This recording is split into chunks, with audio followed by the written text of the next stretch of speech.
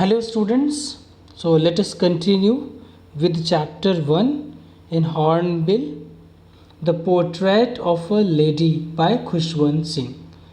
So let me revise what I have explained in the last class, in my last video, what we have read in this chapter. So in this chapter, the author Khushwant Singh talks about his grandmother.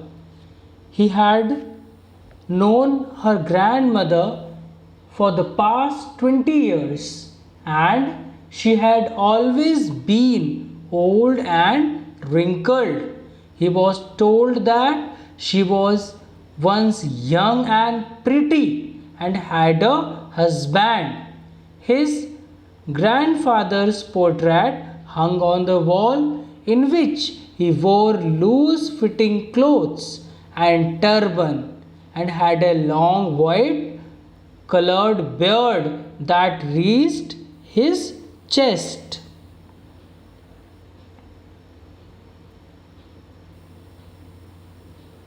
He also appeared very old, and the author thought that he was someone who could have many grandchildren but not a wife and children.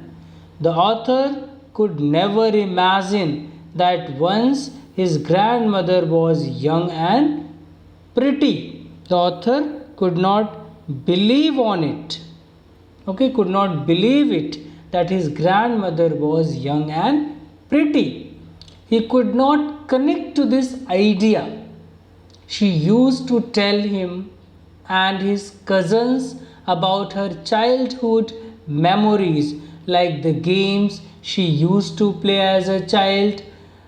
They found these stories illogical and disrespectful because it was beyond their imagination. To think that grandmother was once a child and played such games.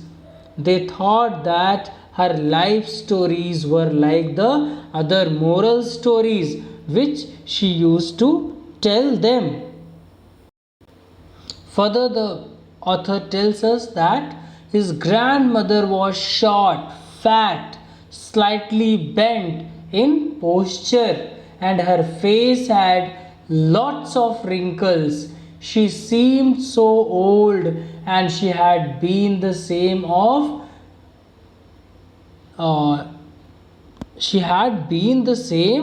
for the past 20 years, for the last since the last 20 years. She was of same age. According to the author, she was beautiful but not pretty. According to the author, his grandmother was beautiful but she was not pretty. She walked around the house in an awkward way, wearing spotless white clothes with beads of rosary hanging from one hand, and the other hand rested on her back for support. So, this way she used to walk in the house. She had silver colored hair which was not neatly combed. She was her hair was disorganized. She was constantly chanting prayers. He compares her to the winter landscape in the mountains, which has a peaceful and calm feel. She was a live example of purity, according to the author. Further, the author tells us the author lived with her the author lived with his grandmother in the village. They were good friends. His parents left him with her to settle in the city. The author's grandmother used to wake him up every morning and get him ready for school. She used to recite her morning prayers while she bathed and dressed the author up, and he loved her voice but would not try to memorize a word that she spoke. He used to listen to her chanting because he loved her voice. She would make his things ready like a wooden slate, a tiny earthening pot, and a red pen. So he would eat a thick stale chapati with butter and sugar spread on it. They both used to walk to, and his grandmother carried stale chapatis with her to feed the village dogs. His grandmother would accompany him to school as the temple was attached to the school, and she used to visit the temple daily. On one side, he would sit on the veranda with other children, would sing the alphabet and prayers in the chorus. On the other hand, she would sit in the temple to read the scriptures. After finishing, they would back home together. The village dogs met them at the village door. They would follow them to their home, growling and fighting with each other for the stale chapatis, which his mother would carry to feed the dog. Then further, the narrator tells us that when his parents got settled in the city, they called them, and that was the turning point of his friendship with his grandmother. So they shared the same room, but she no longer would give him company to his school. He started going to an English medium school and in a motor bus. So that's why she could no more go with the writer to his school. So there were no dogs in the streets whom she could feed as she did in the village. So she started feeding sparrows in the veranda of their house. Okay. As the years passed in the city, their interaction reduced.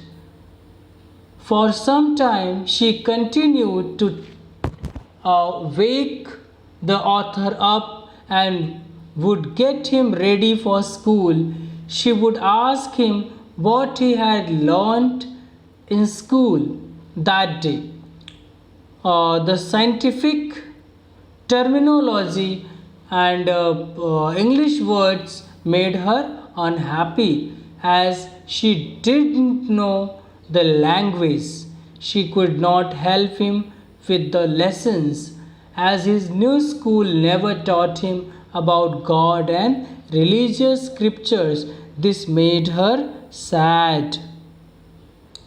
These teachings in English school made her sad.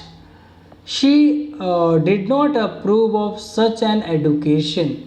When she came to know that he was getting music lessons, it disturbed her. According to her, music was indecent and it was an art for the beggars and prostitutes and not for those belonging to decent families.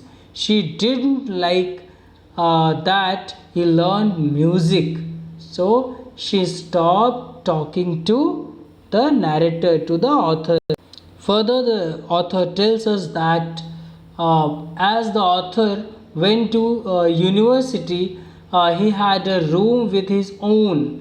The common link of his friendship with his grandmother that they had when they shared the same room was changed now, and thus his friendship with her ended.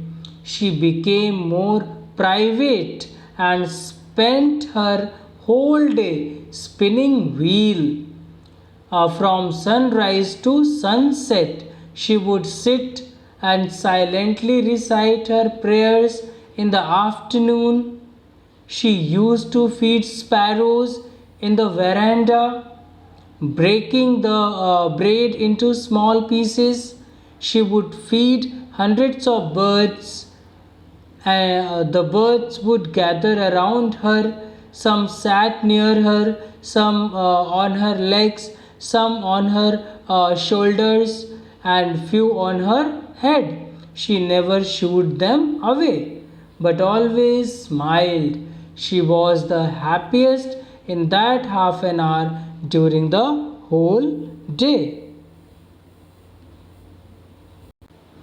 When the author decided to go abroad for further studies, he believed it would be the last time he would see her, as he would be gone for 5 years, for long 5 years. As they all reached the station, she held him tightly and kissed his forehead. He thought that it was the last physical contact with her. The wet impression of her hand was dear to him. She was not sentimental at all when he came back after 5 years. So she came to meet him at the station. She looked just the way she did 5 years ago, not a day older. She held him again in her arms and was still reciting her prayers. Okay, so now let me explain the rest part of the chapter. In the evening, a change came over her. So, when the narrator came back after 5 years, on that evening, he found a change in her. She did not pray. So, usually she used to pray in the evening, but that evening she did not pray. She collected the women of the neighborhood, got an old drum, and started to sing. So instead of praying, she collected the women of the neighborhood and she got an old drum and started singing with the women of the neighborhood. So usually in the evening she used to pray, but that evening, instead of praying, she started beating a drum with the neighborhood ladies. For several hours, she thumped the sagging skins of the dilapidated drum.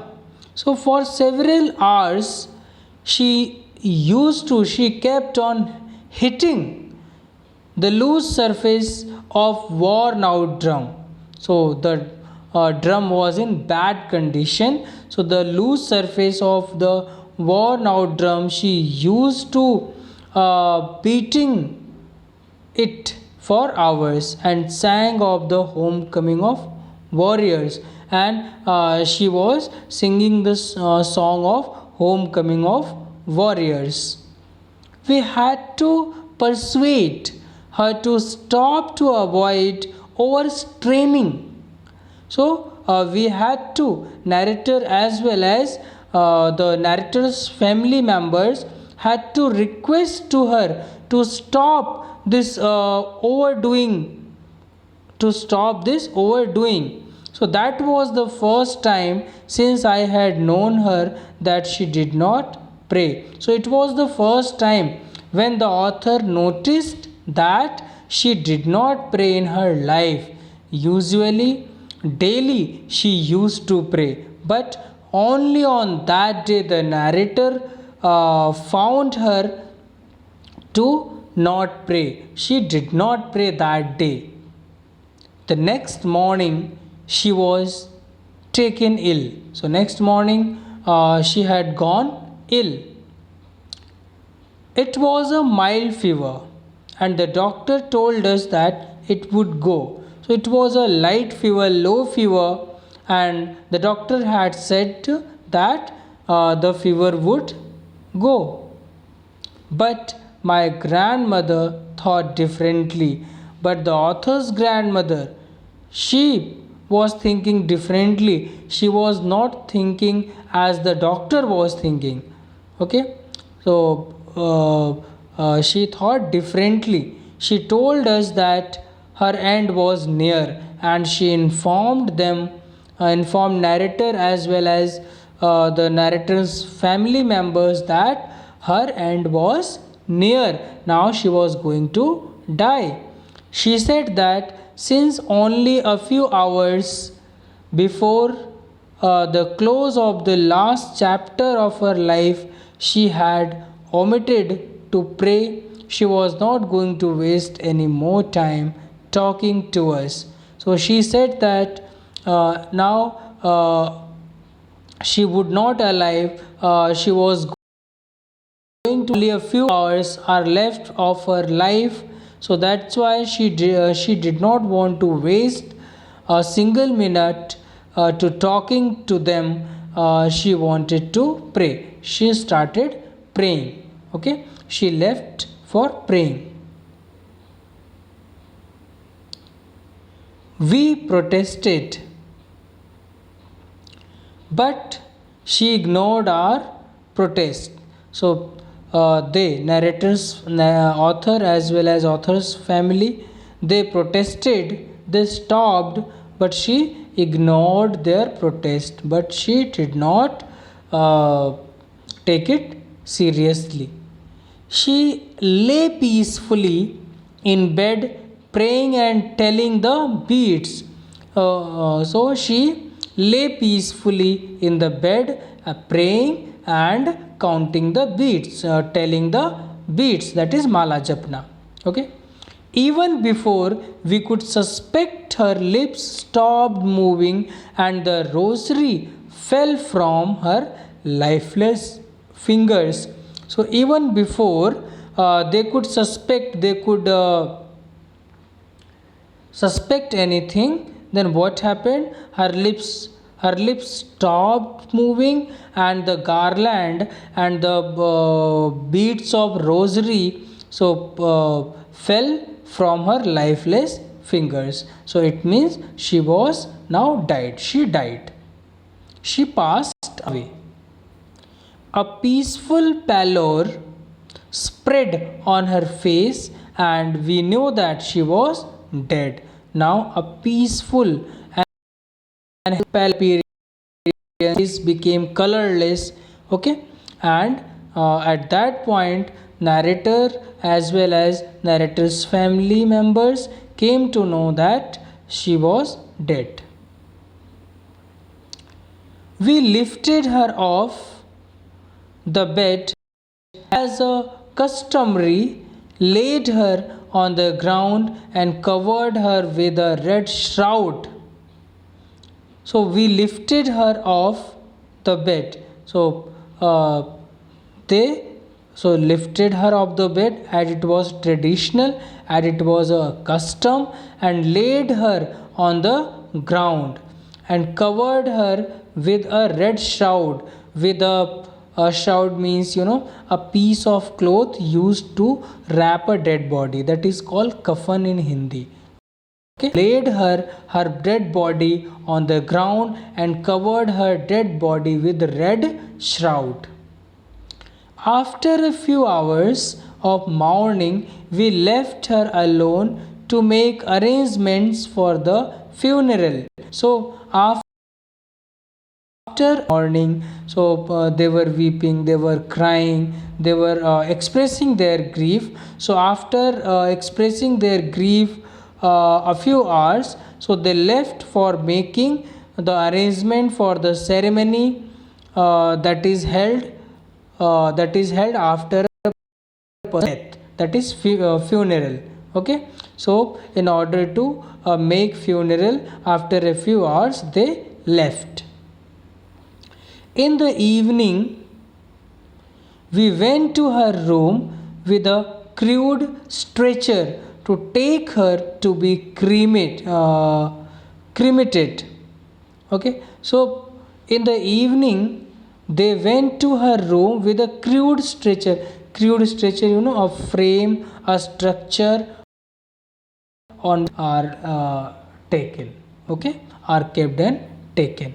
Okay, so they went her room with a crude stretcher to take her to be cremated, to take her to be burnt or disposed. Okay, to take her body to be disposed. The sun was setting and had lit her room and veranda with a blaze of golden light. So the sun was about to set, it was setting, it was the time of evening, and had lit her room and veranda with a blaze of golden light. Because it was the time of evening, the sun was setting, so there was shining of golden light was shining. The golden light was shining in the veranda. We stopped halfway in the courtyard. So they stopped in the mid of the courtyard. All over the veranda and in her room, right up to where she lay dead and stiff wrapped in a red shroud, thousands of sparrows sat scattered on the floor. So all over the veranda and in her room, right up to where she lay dead, so where her body was, where they put her body, at that place, let me sorry students, it was a technical error, so let me start paragraph 13 once again. All over the veranda and in her room, right up to where she lay dead and stiff wrapped in the red shroud, thousands of sparrows sat scattered on the floor. So all over the veranda and the place where her dead body was kept, so thousands of sparrows sat scattering on the ground. There was no chirping, and those birds usually they used to chirp, but that day those birds they were not chirping. We felt sorry for the birds, so and my mother fetched some bread for them. So the narrator as well as his family members they felt sorry for the birds, as narrator's grandmother used to feed the birds, so that's why they felt sorry for the birds, and narrator's mother fetched some bread for them, for the birds. The narrator's mother brought some breads. She broke it into little crumbs. She broke the bread into little pieces. The crumbs means pieces. As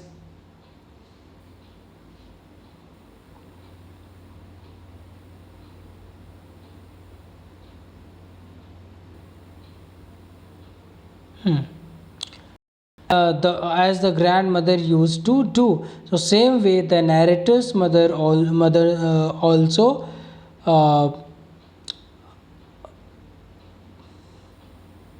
broke the sorry beta, let me read this line once again. Because of some technical error, because of some message was coming again and again, that's why I got disturbed. So let me explain this line once again. She broke it into little grubs. The narrator's mother, the author's mother, broke it broke the bread into small pieces. So the way his mother used to do, and threw it to them, and threw the pieces to the birds. The sparrows took no notice of the bread. Yes, those sparrows that day, the sparrows took no notice of the bread. When we carried my mother's corpse off, they flew away quietly. So, when they carried their grandmother's dead body, okay, so all the birds, all the sparrows flew away from there quietly. So it shows that birds had also emotions. Okay, the birds were emotionally attached to the grandmother. So when they came to know that the grandmother was no more, so the birds also felt sorry for her. Okay, so next morning the sweeper swept the bread crumbs into the dustbin. So next morning, so those sparrows, they did not touch a single piece of bread. So next morning when sweeper came, he swept the bread crumbs, the pieces of bread into the dustbin. So it is all about the chapter. Let me summarize what we have read today. So today we have read that an evening she didn't follow her regular routine of praying. She collected a few women from the neighborhood, got a drum, and started singing with them. She thumped and ruined part of the drum and sang along. The whole family persuaded her to stop, requested her to stop, as she might get ill due to exhaustion, due to overstraining, overdoing, okay, overbeating the drum. The next morning she really fell ill. The next morning she fell ill. It was a mild fever, it was a light fever. The doctors told them that it would go away, but she took it differently. Okay, according to her, she would die as soon as her end was near. She started chanting prayers as she didn't want to waste her last hours in talking to anyone. The family protested, tried to stop her, but she lay peacefully on her bed, chanting prayers and doing her beads. Suddenly she stopped and the rosary fell from her lifeless fingers. A calm, pale appearance spread on her face and she was dead.